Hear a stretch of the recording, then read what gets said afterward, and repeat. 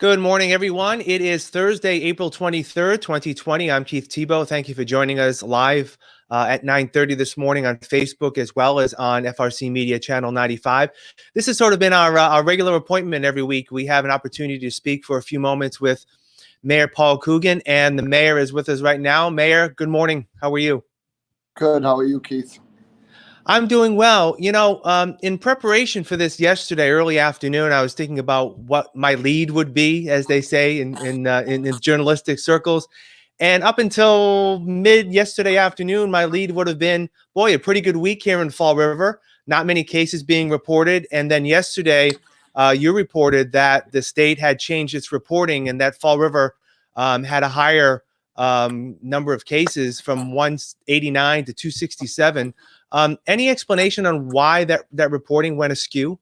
I got to believe it's like a lag time from some of the labs getting to the state, then coming back to us. I don't have all the answers. It's first thing in the morning. This was obviously at the end of the day. So we get a date of the event and a date of the testing, so it doesn't match up.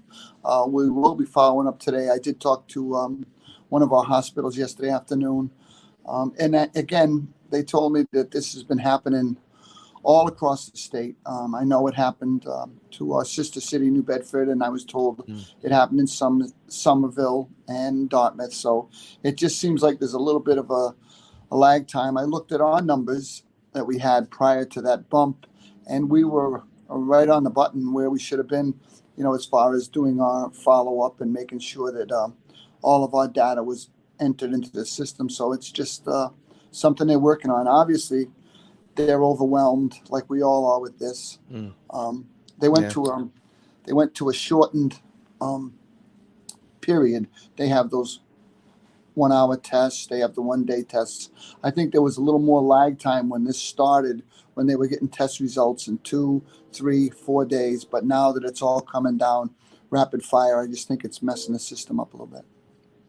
Last week we talked about numbers of testing here in Fall River. You're in communication constantly with the hospitals that are doing testing, primary care as well. Are the testing still at an increasing number or a consistent number in terms of the number of tests? Yeah, the testing is definitely ramped up a little bit around here. We and I guess now we'll probably get more testing. We got primary care's numbers yesterday, and we do get South Coast numbers, but they don't really break them down every time they give them to us per Fall River. They do it for all 3 of their hospitals. They tell us what they have left for kits. So right now, I would say there's an ample supply of testing going on in Fall River. Would it be ideal if everybody was tested the same day at the same time so we could get a handle on this? Absolutely, but that's just not how it's working right now. Yeah, the governor announced yesterday that there'll be more testing at community health centers. I believe Fall River is going to be part of that. Is that going to be through like a Health First? Do we know the details of that yet? No, I don't. I did see that in the paper this morning. I saw it. He outlined 5 or 6 cities and towns that would happen, and I did see us on the list. I'm assuming the Board of Health will be getting some information on this this morning, and we'll see what we can do to help. We've had conversations about the surge and the peak in southeastern Massachusetts. You had mentioned a couple of weeks ago that mid-April was the peak. I'm hearing some reports that it may be, next week and even the following week in Rhode Island. Do you have any latest information from the health officials in terms of a peak? Are we there? Have we passed it? No, I don't think. Obviously that was always the target. They told us the middle of April. Now I think they pushed it off a little bit. It did seem like when you looked at the data in that new state reporting kit where they give you everything, it seemed like we were going on a downward trend for 4 or 5 days, and then it bubbled up a little bit yesterday. So we'll see what it looks like today. I mean, I hope this is the surge. I don't know how long it's going to last, but it would be great if we could start to get things back to something related to normal around here. Yeah.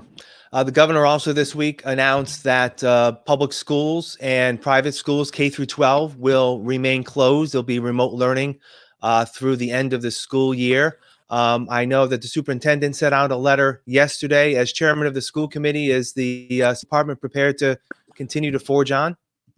Yeah, we were forging on before, and we'll continue to forge on. Is right. My concern is Obviously, I spent a lot of my years at Durfee, and I look at what's going to happen to that senior class that's leaving under these conditions, or our fifth graders that are leaving their elementary schools to go to middle school under these conditions.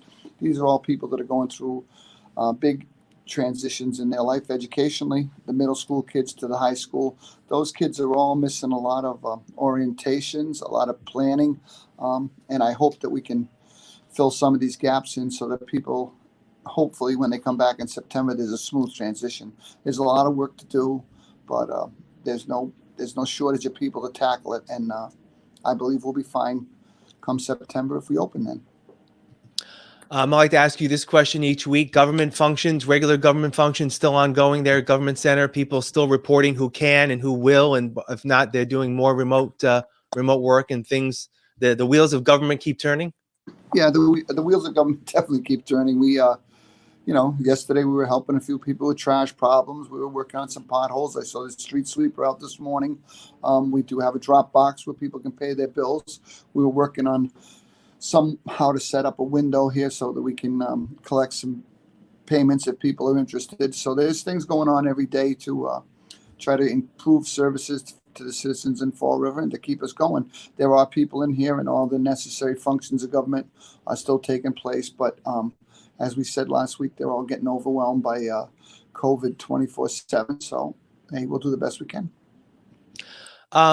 Other construction projects in the city. I know a couple weeks ago there were some issues at the Durfee Construction site. Has that been ramped back up? They're inside, I would assume, in the building now doing some work?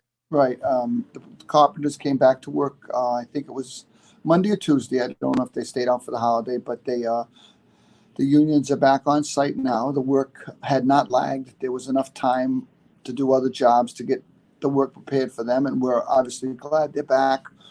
I did get to take a walk through the building last week, and it's a massive building, and things are really moving along quickly up there. We're in a very, very good spot now because they do have that exterior shell secured, so no matter what happens weather-wise, there's plenty of work for everybody, and a little more roofing, and then there'll be no leaks. There's a few leaks up there, but that's because they don't even have the roof on yet, but they're doing a great job up there. It really looks good. I know that there was some reports, I believe a week or two ago, that, the state may need to reconsider some of its, production and construction projects that may have been funded across the Commonwealth because of COVID-19 and financial restrictions. With this Durfee project specifically moving forward, it's way well into the process. There's no chance that this may be halted as far as you know? No, not as far as I know. We're way too far along that process now. Right. I think obviously our money has been set aside. We will complete the school on time and under budget. It's not going to run over. I'll guarantee you that. And I think the MSBA was talking about new projects or new proposals going forward. They weren't talking about the ones that are almost done. Right.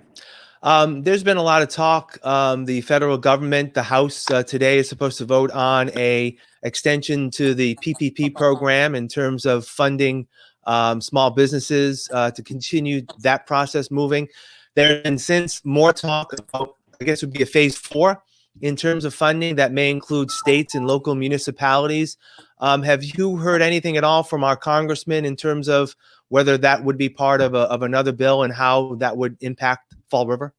I've only heard that there's another bill coming that is going to help the states and municipalities. And obviously we can use all the help we can get. Everything's in a hold here, but it's not on the table yet. That small business funding bill will also be helpful, hopefully, to some Fall River businesses. And if they decide to come next with the municipalities, I'm sure our local delegation will be fighting hard for that. They'd love to be able to help all the towns in Massachusetts, all the towns and cities. And I know that that's coming.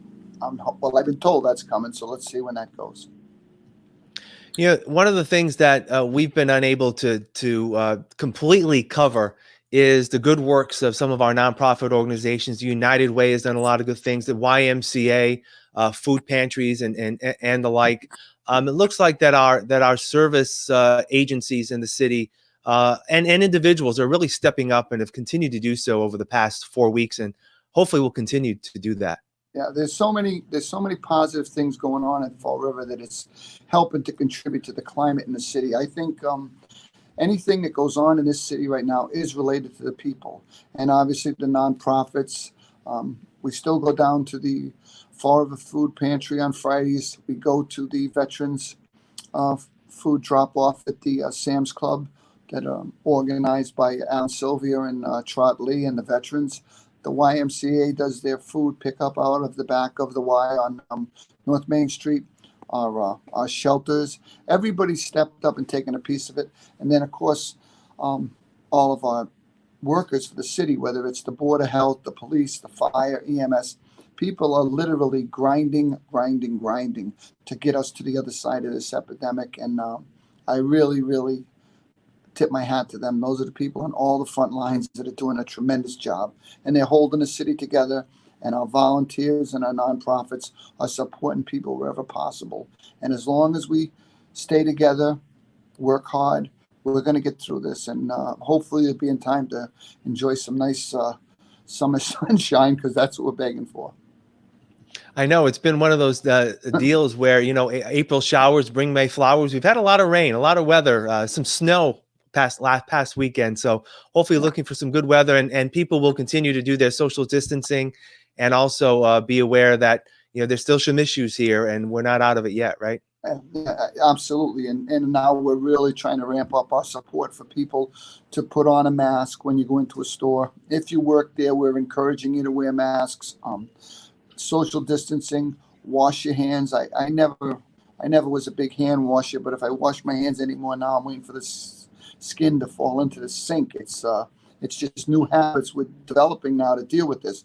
If people will do those things, stay home, wear masks, social distancing, know who you're around, know who's around you, and wash your hands, and be smart. We're on hopefully the second half of this, and let's see if we can get through it, because we're gonna. All right, Mayor, as always, I appreciate your time. Hopefully we'll talk again next week. Have a good day. I appreciate it, Keith. Thank you. All right, for those of you watching again, we appreciate your support. You can go to our website, FRCmedia.org, get the latest of what's happening at FRC Media and how we're covering the COVID-19 pandemic. I'd like to thank the mayor for joining us, and hopefully he'll join again next week. So until next time, I'm Keith Tebow. Thanks for joining us, and we'll see you again soon.